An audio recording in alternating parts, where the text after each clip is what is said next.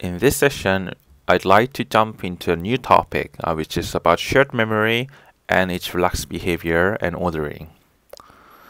So let me start with an example. So in the previous lecture, we discussed that the spin lock should be annotated with what is called acquire and release orderings. So that means that let me tell you in more detail. In the lock function, you are going to compare and swap the inner value, which was a Boolean, atomic Boolean, and this Boolean value is replaced from false to true, and the ordering is acquire. The meaning of this is unclear now, so I'm going to tell you the exact meaning of this, but anyway, this is just written here as an annotation. And if this is successful, then it is going to break out and then return. And from that time, you have been acquired the lock. On the other hand, in the unlock function, you are going to just store the false to the atomic Boolean inside the lock. And here also, you are going to annotate the store with release. Okay. So far so good. And the algorithm of this spin lock is quite understandable. It is atomically trying to replace false to true. So if multiple threads are contending and they all want to acquire a lock, only one lock invocation will succeed because only one will replace the false value to true. And also, an unlock function is storing false to the inner Boolean value. That means that by the contract or invariant, if you have acquired a lock, then the inner value is true. And by setting the value to be false, then you're going to say, oh, I'm done with accessing the inner data, so please allow the other threads to acquire a lock. I am now releasing the lock. That's the meaning of this storing the false value to the inner value. So far so good. But what is this meaning of this order acquire and release? So without it, what happens? So it is a simplification of the above code into two threads. In the thread 1, on the spin locks a thread just assigns the value to the inner data, and it is assigning false to the lock variable. And on the other hand, in the other thread, it first acquires the lock by replacing the lock value from false to true, and then read the data. And here we are simplifying the assumptions that the data should be 42. We are just asserting that. So the challenge here, so this code will not work in its own. The challenge here is that instructions may be reordered. So in the thread 1, the storing this 42 data and storing false to lock, they are not ordered in the C programming language and other programming languages and architectures like ARM and x86. And as a result, these two instructions may be reordered, and lock equals first may be executed before data equals 42. On the other end, in thread 2, the reordering also may happen, and if that happens, this assertion may occur before this compare and swap.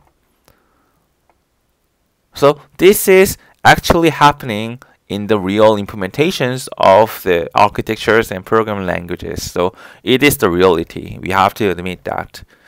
And in the presence of those instruction reorderings, the assertion may fail.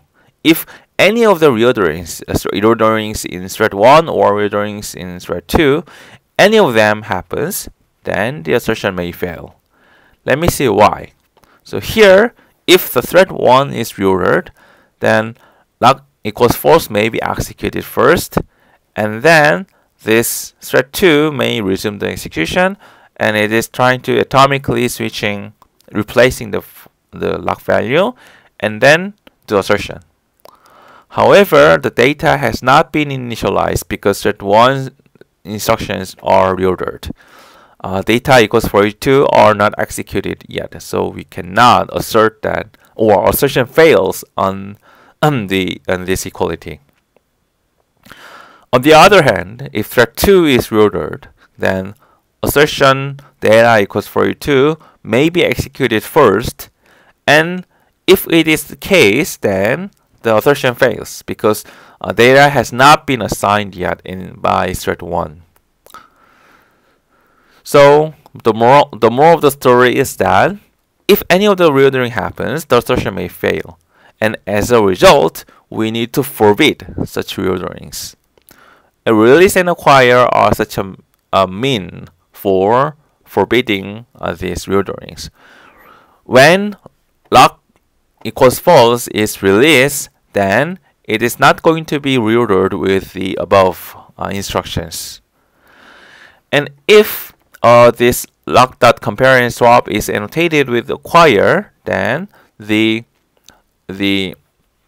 instruction will not be reordered with the later instructions. So that's the reason why in this code these are annotated with such reorderings. This inner.store false will not be reordered with the above instruction, and as a result, all the modifications or all the references to the inner data will not be reordered with this unlock function.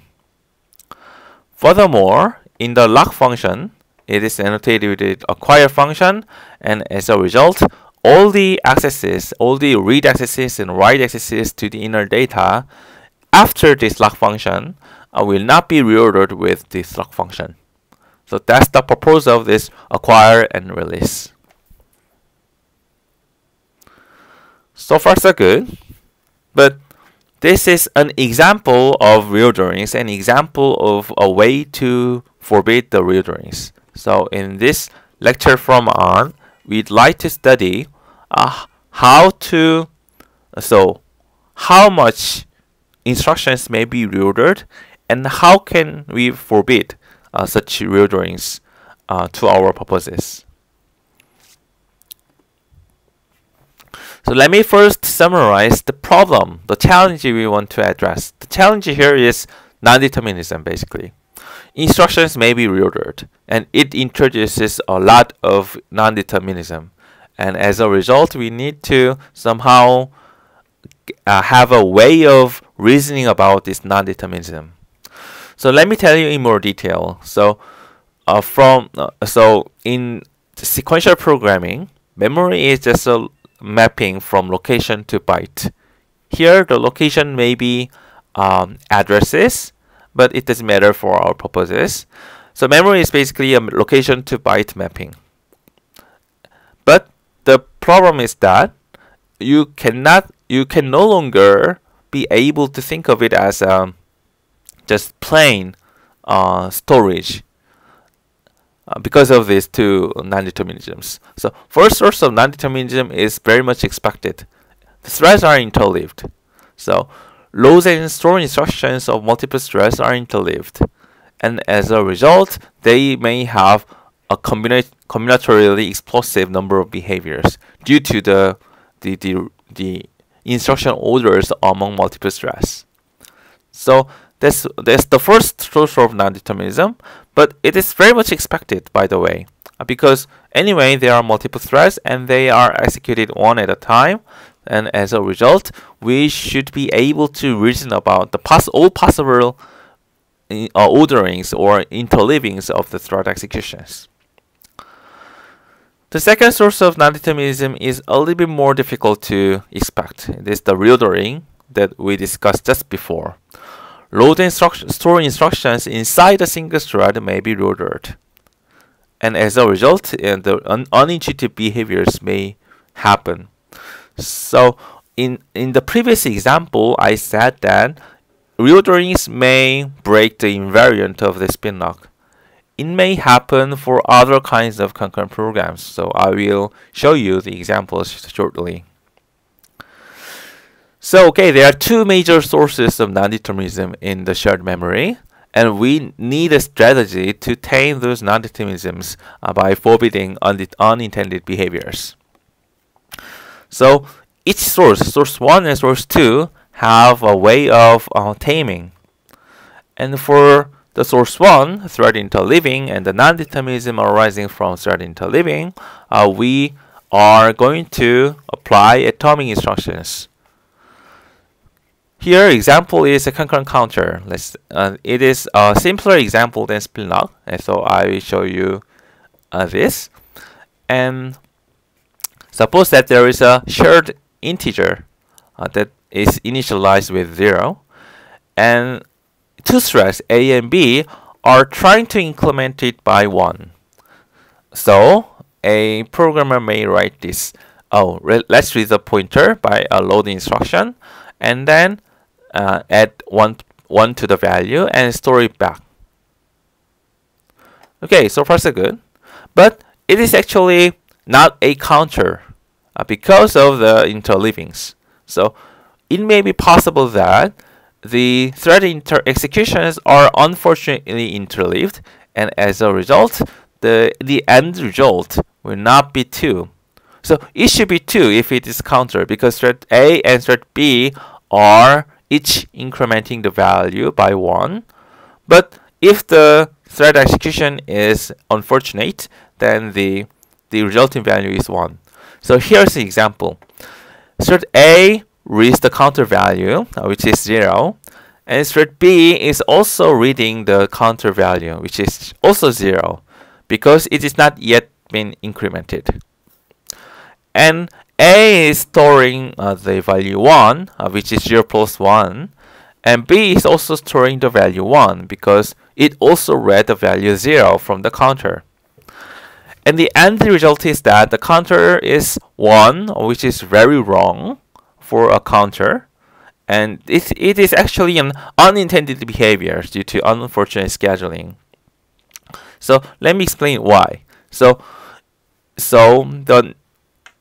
the scheduler first executes the load instructions of the two threads, and then stops between here, reading and store. In between, the scheduler stops the executions of the threads, and then it resumes the execution for the two threads. And this unfortunate interleaving or unfortunate sleeping inside this at just this point result in the unintended behaviors. So counter is not atomically incremented. That's the reason why this program is wrong.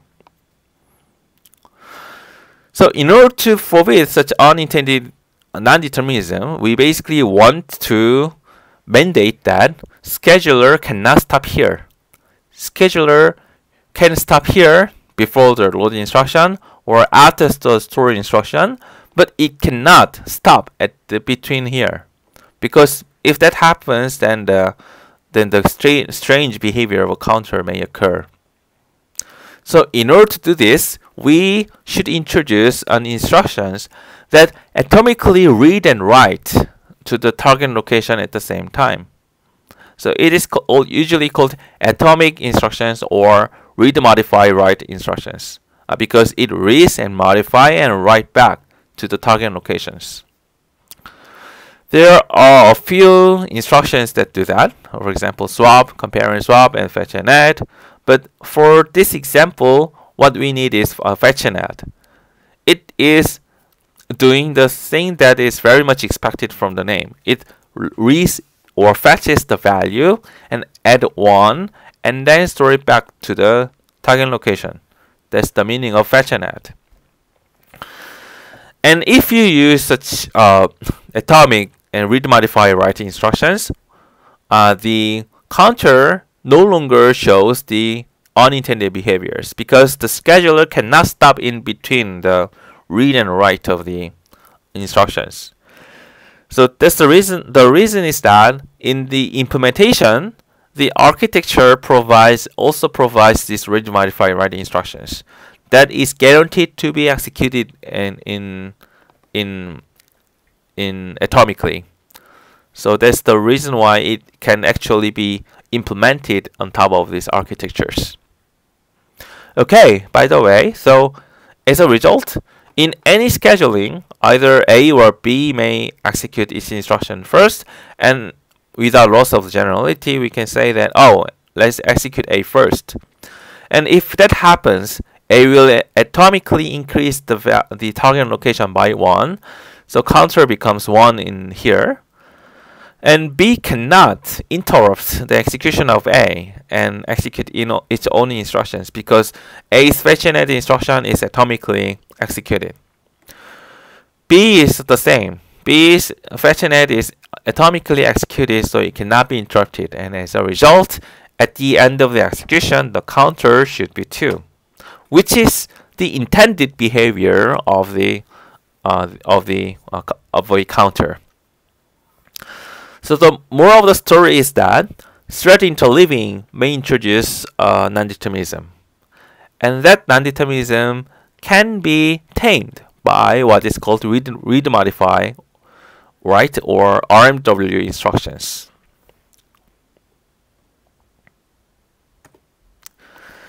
The second source of nondeterminism is, as I explained in the previous spin lock example, the reorderings. The reordering happens because architecture and program languages try to perform optimizations as if it is a sequential program. So let me tell you this. So if data equals 42 and flag equals 1 are just executed in a sequential program, then they are stores, independent stores to the different locations. So it is not at all a problem to reorder those instructions, because you cannot observe the reordering of data equals 42 and flag equals 1 here. So the architecture and the compilers have evolved to perform such optimizations because it may be beneficial for the performance of the resulting program. But if it is a concurrent program, then the result of these optimizations may be observable. That is the problem we want to address in this session, basically. Okay, here this message passing example is a simplified from a spin lock example. So spin lock is also a kind of message passing. A thread, for example, thread A is writing a value for it to data, and it releases the lock. And another thread may acquire a lock, and in that time, the message has been passed. The message that the data should be 42 is passed from the release to another thread's acquire of the spin lock. And if that happens, the message is passed, and now in the another thread, the data should be 42. So this flag variable is basically similar to the lock variable in the previous example, and this data is the inner data that is protected by a spin lock. So there are analogy between this message passing example and the spin lock example. Okay, as I told you previously, these two instructions may be reordered in the left thread, and the two instructions in the right thread is also possible to be reordered, and that's the reason why we need to protect it. So if the reordering in the left thread happens, as I said, flag can be set and flag can be loaded, and the assertion may fail. And if the instructions in the second thread may be reordered, then the assertion maybe is executed first, and in the assertion may fail.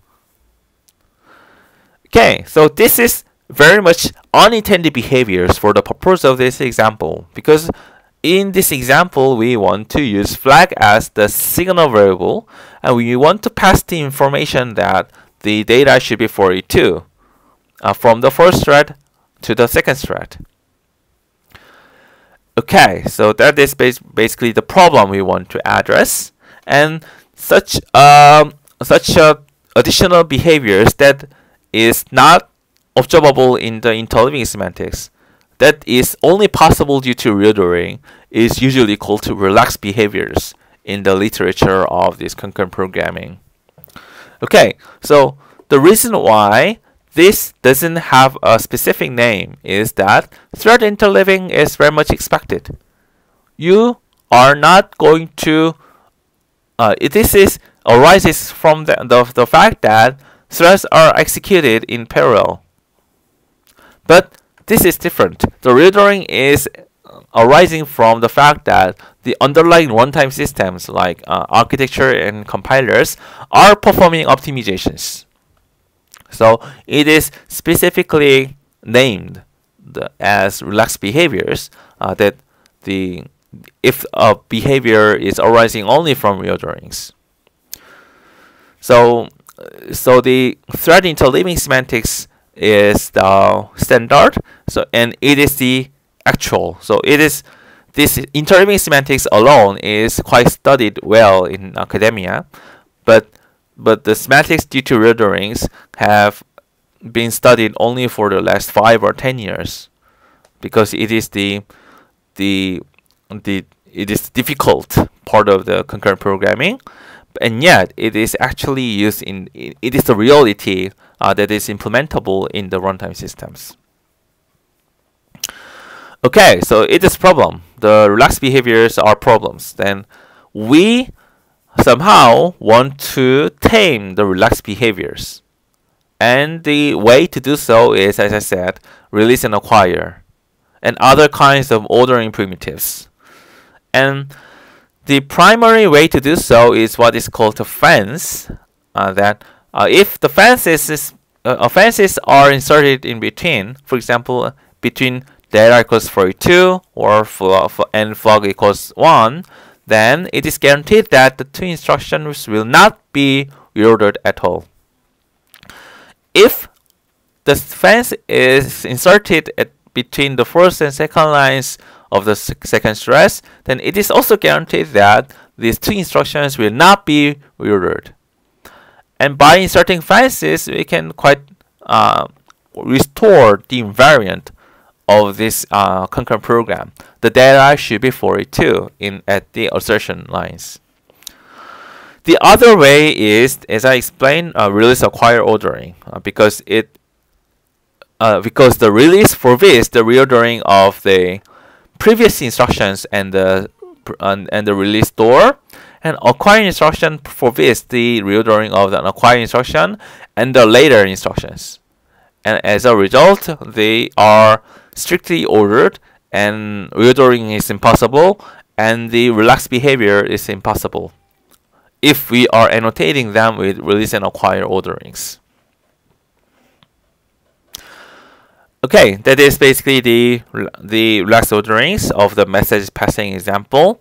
And actually there are a bunch of other kinds of reorderings. For example, for C and C++ programming languages, and also Rust and other kinds of language level systems programming language, any combinations of access instructions can be reordered.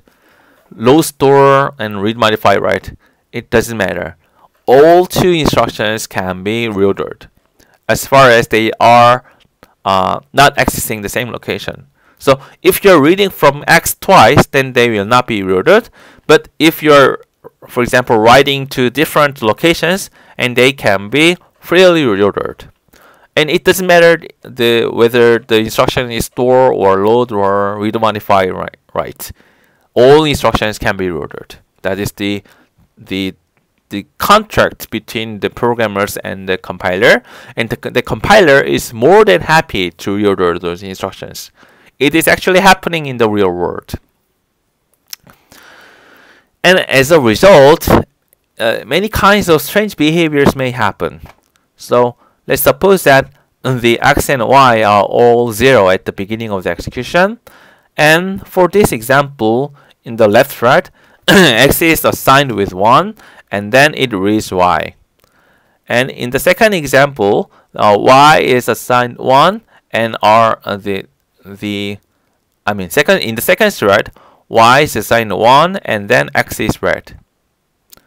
And the question is it possible for these two loads to read 0? That is the initial value at the beginning of the execution. So it is possible because the store and loads are possible to be reordered. And also the store and load are also possible to be reordered. And if that happens, then this R1 and R2 can be 0 at the same time because they are reordered. And they can be reading the initial value 0 before storing the values 1.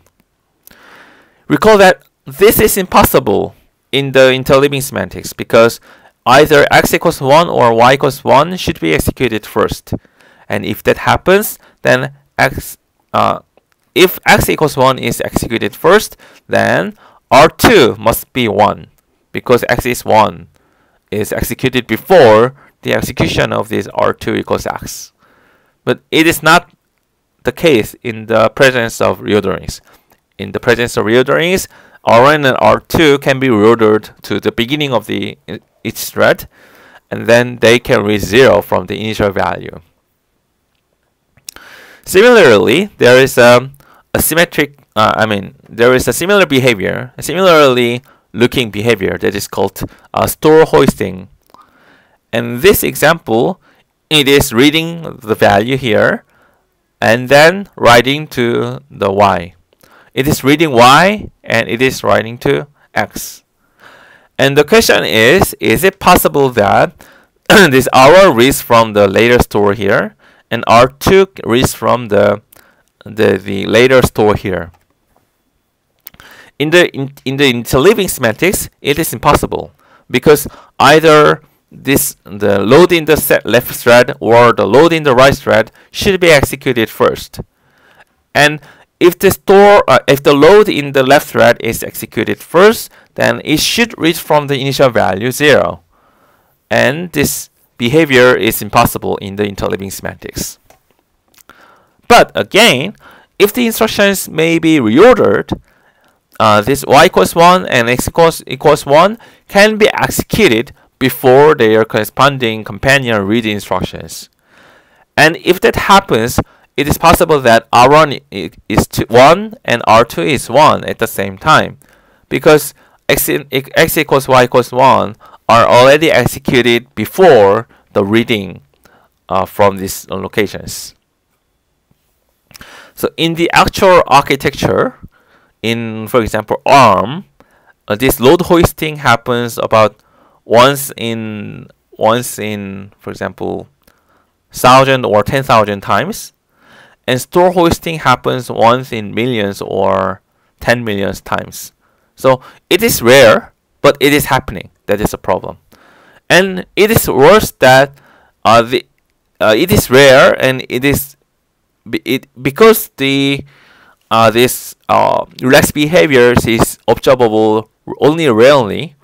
It is really difficult to find the bug due to these relaxed behaviors because in the test it usually works, but this code will be deployed to the production and it will fail there if we are going to stress the systems with these relaxed behaviors under a heavy production workloads.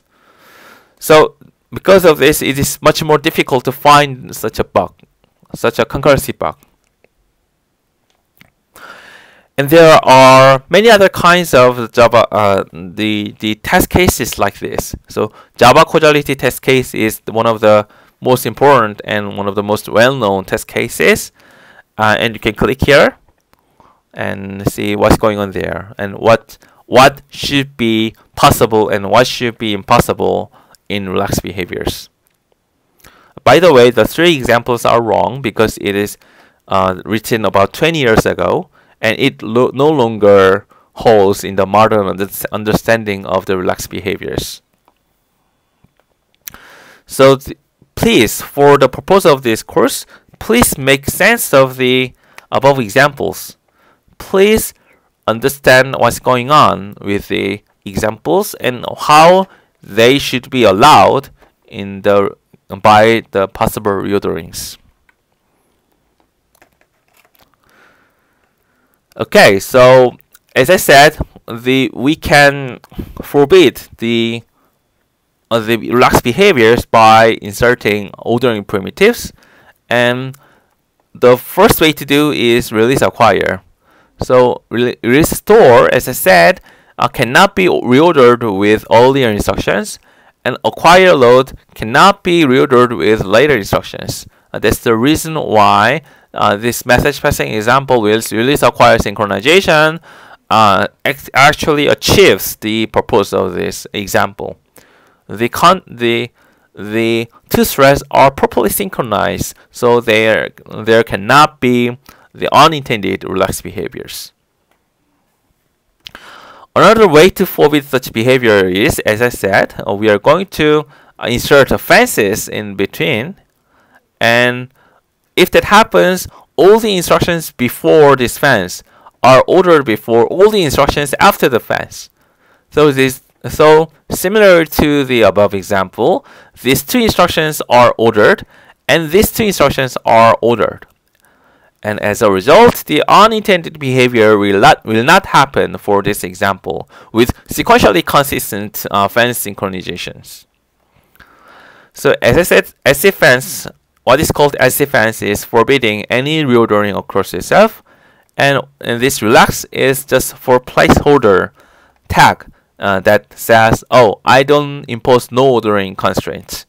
So this is just plain. There's no ordering constraints that is specifically applied to the store and load instructions.